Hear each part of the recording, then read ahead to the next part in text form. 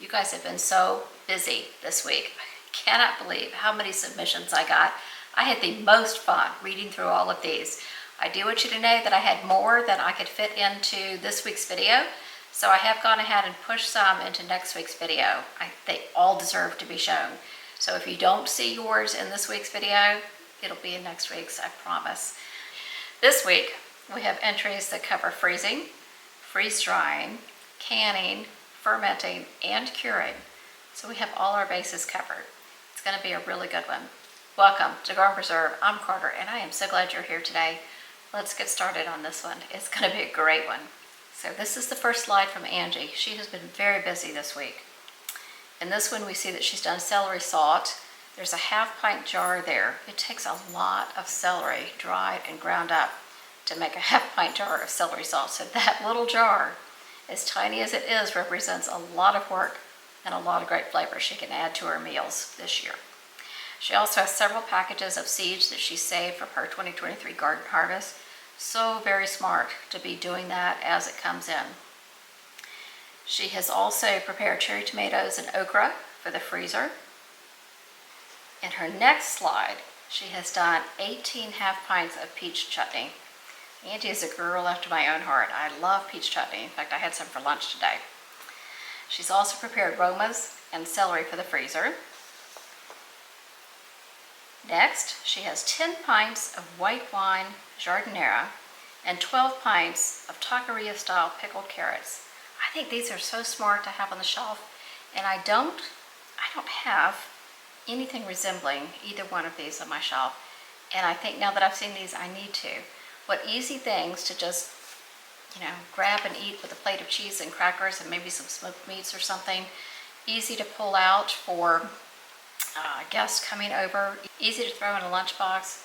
I just think there's so many great uses for this, and it's a very smart thing to have on your shelf, Angie. And now let's look at more for Angie's freezer. It's going to be pretty packed. She has 28 pounds of peaches in there, 16 pounds of pears, and she's prepared some yellow pear tomatoes that she's going to use for making a chutney. She has a specific chutney in mind that she says is wonderful on fish. So I'm going to have to get that recipe. It sounds terrific. She also has red cherry tomatoes that she's thrown in the freezer, and she'll use those for pizzas, sandwiches, and pasta. She says the possibilities are endless, and I totally agree with that. Next up is Judy. Judy has done baked beans. This is her second run with the baked beans. She had the same issue that I did with the first run, and that there wasn't enough sauce.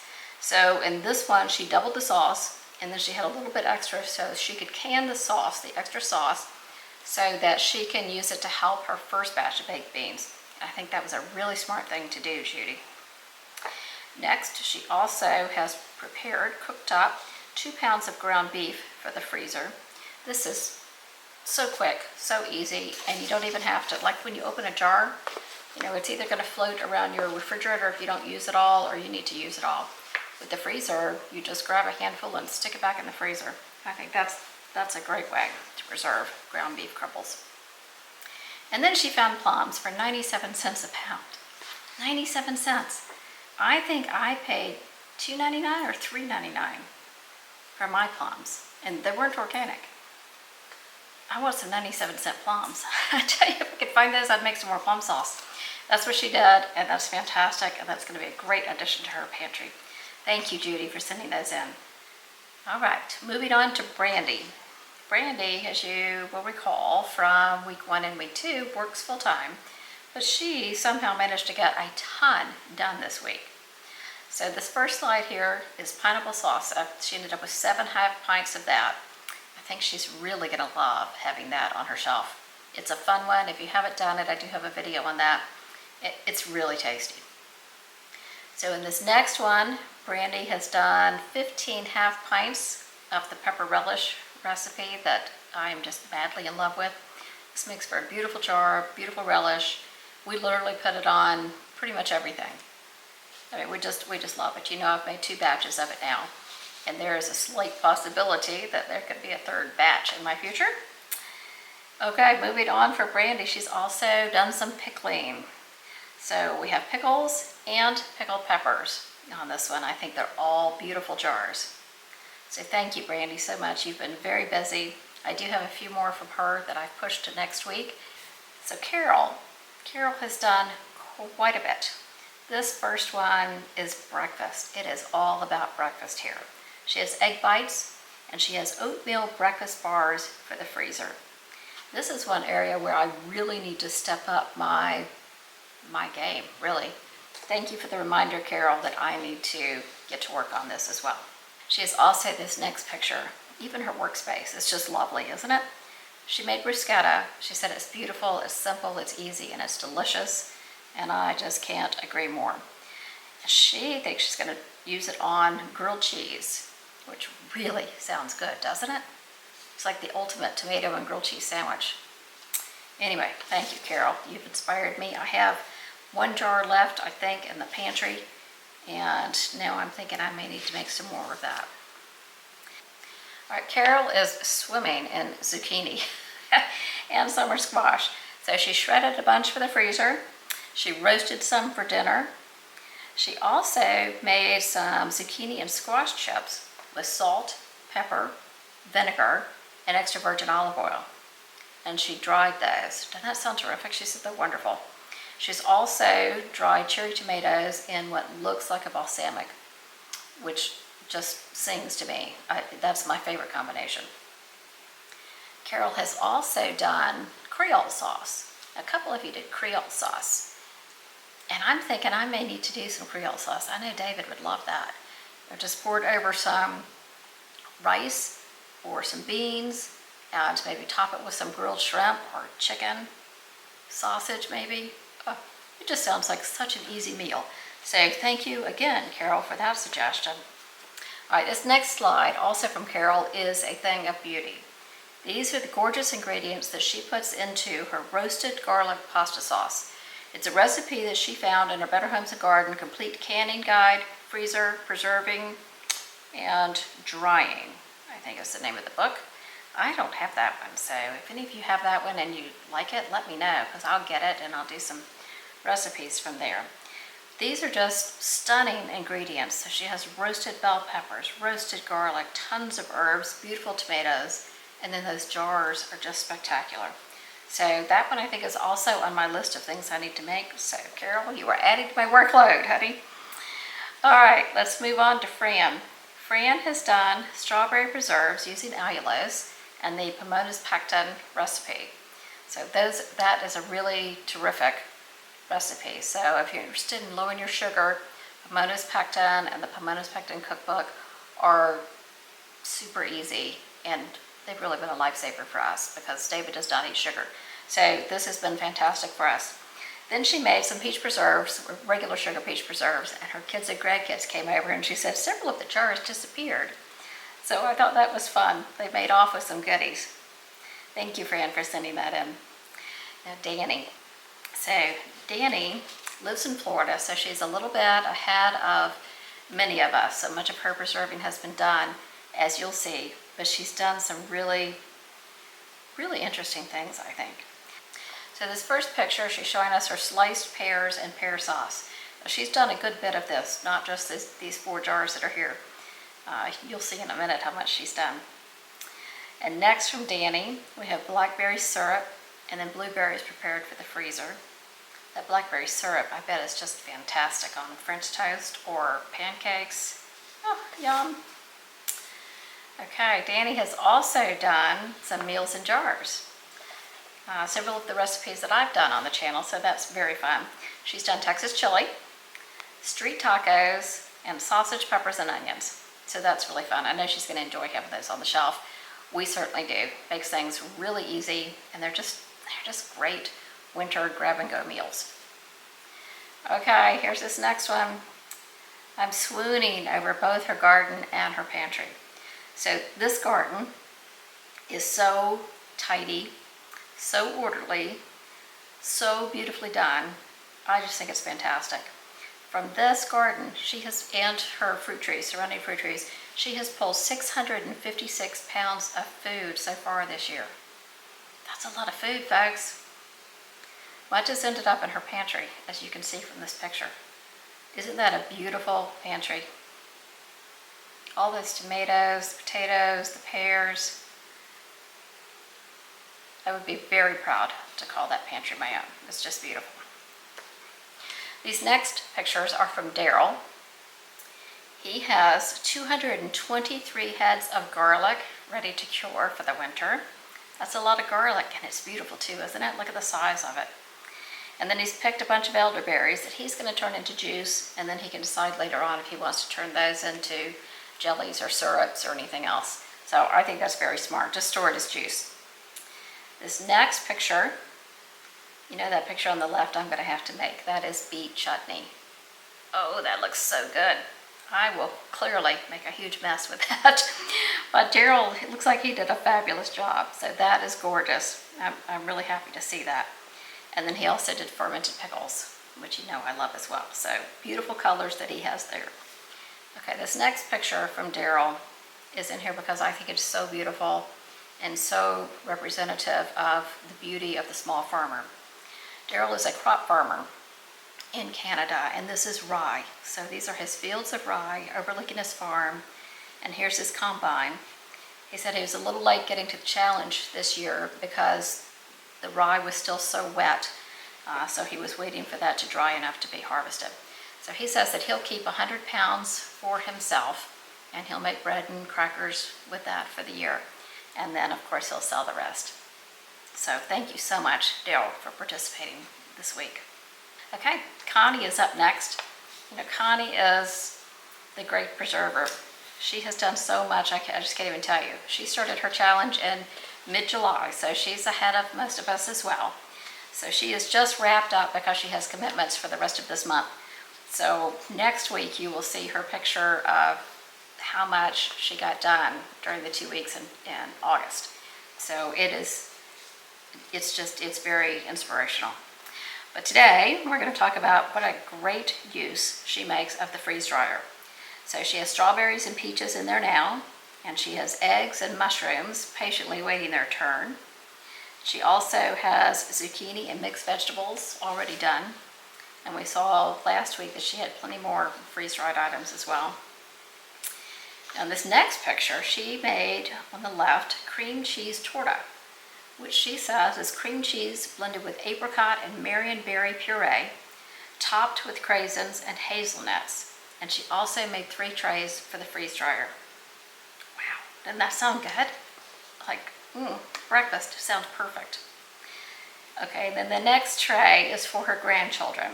She does yogurt puffs, and I think those are really, really fun. What a great healthy snack for the kids. Thank you, Connie. Next up is Cisco. Cisco has a really creative one on here. Pickled quail eggs. She says that her husband raises quail, and I think that this is absolutely perfect way to get another protein on the shelf. So this one really intrigued me, and I'm really glad you said that in, Cisco. And she's done honey mustard. She also has several more projects underway right now, so you'll see those next week. So I'm going to read you a little snippet from Cisco. She's having a great deal of fun with this. I just think it's fantastic. She says that she has also just finished making my pineapple salsa, and she started using Pomona's pectin to try to find new recipes. She made a cranberry habanero something, jelly, jam, something, which was not hot enough for her, so she'll make it again soon. Cisco's in Texas. She said, this is really making me go research recipes and find fresh ingredients. I met a farmer who keeps me supplied with all types of new things to try. I made pickled zucchini with grape leaves I got from the post office. Isn't that funny? So obviously there was a grapevine growing at the post office, and she snitched a leaf. I think that's terrific. She said, we moved here after 40 years, and now I harvest grape leaves and enter food preservation challenges. Retirement is very good. Yes, indeed, Cisco. I think you're making the most of it. So I'm so glad you're here. Welcome. Okay, let's move on to Jane 1 and Jane 2. You met them last week, and both of them has been so gracious about the fact that I had to use numbers with their names. So I'm very happy to have them both back. The first is from our first Jane. She has freeze-dried some calendula, and then she stored it in olive oil. And then in 68 weeks, she hopes to make some hand cream, which will be a first for her. I hope she's going to keep us posted on how that goes, because I think that is just a fantastic use of the calendula and such a great thing to learn how to do. So I'm excited about that, Jane. All right, more use of the freeze dryer. She has done celery, roasted red peppers, hot peppers, and she said they had a huge bumper crop of snap peas this year, so she has a bunch in the freezer. I love snap peas, so what a wonderful thing to have in the freezer. Next up, she has done chili rellenos for the freezer. Isn't that a fun freezer meal? I think that's a really good one. I know my husband would be very excited if I told him we had a freezer meal of chili rellenos, so I may have to do that one too, Jane.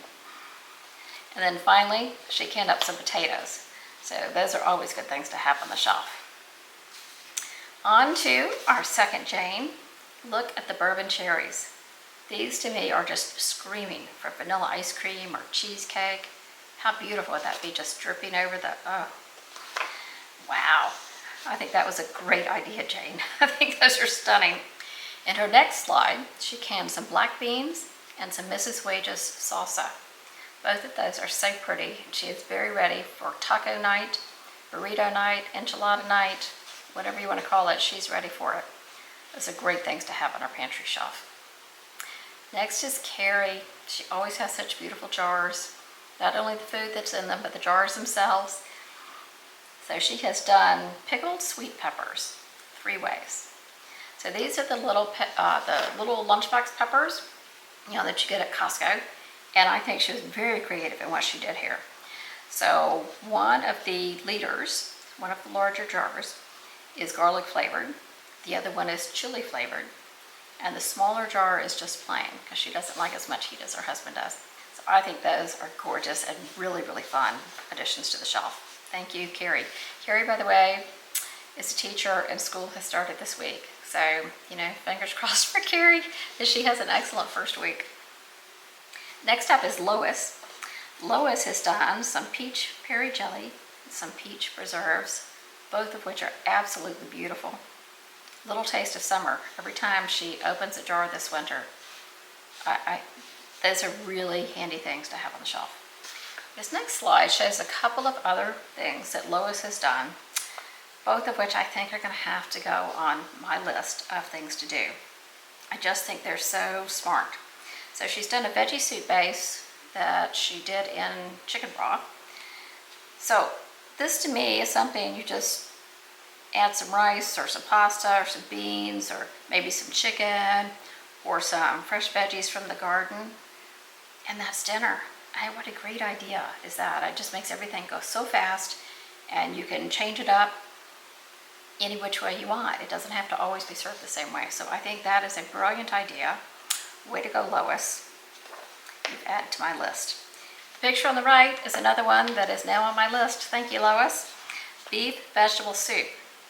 This looks fantastic. I can't tell whether she used shredded beef or ground beef, perhaps in this one, but I love that it's not in big hunks.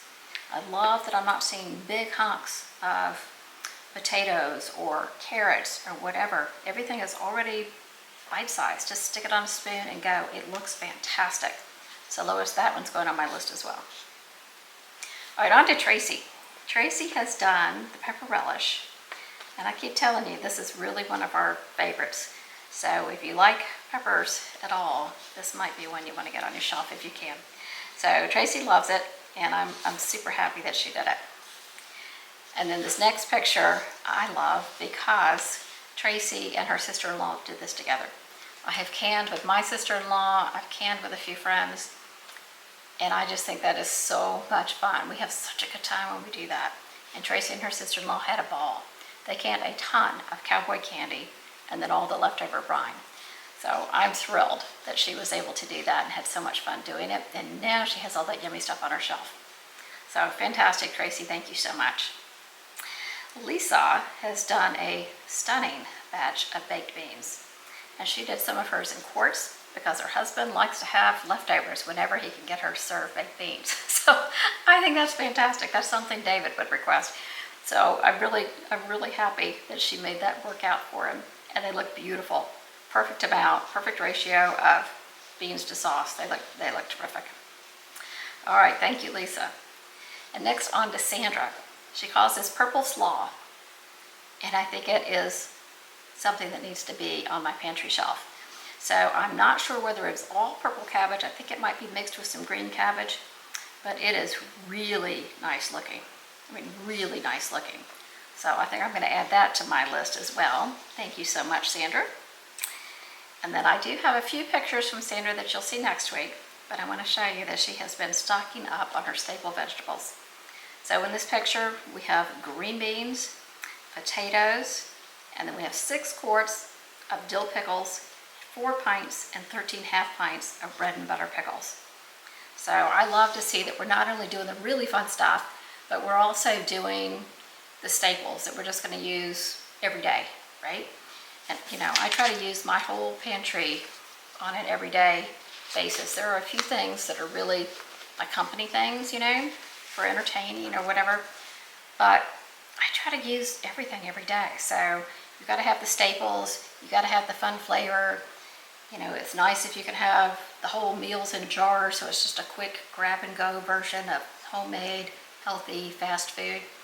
So think about, as you put your pantry together, where you want the weight to be in each of those, because it can really make a difference in how efficient and effective your pantry is at serving you.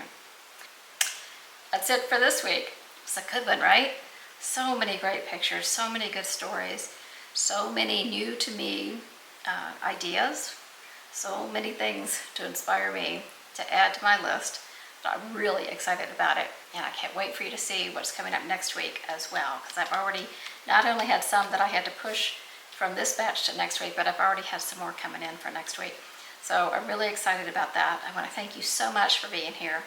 If you would like to send me your pictures for next week or the week after that, I'll put my contact information down below. And I thank you so much for being here. So I'll be back on Saturday with what I am preserving this week, and I will see you then. Bye-bye. Next up, she has done chili relleno. I can't say that word. Chili relleno.